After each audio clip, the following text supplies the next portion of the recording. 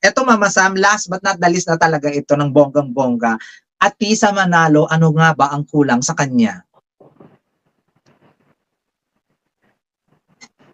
I think yung Nag-isip. pagiging fierce.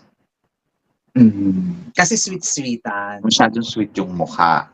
So, I think i-apply niya yung sweet, yung fierce naman. Fierce. Pero kasi syempre, nakikita naman natin yung development, nakikita natin yung improvement, nakikita natin na tinatry naman nila talagang maging fierce talaga si Atisa. Atisa. So, abangan lang natin kung kaya niya talaga. So, yun.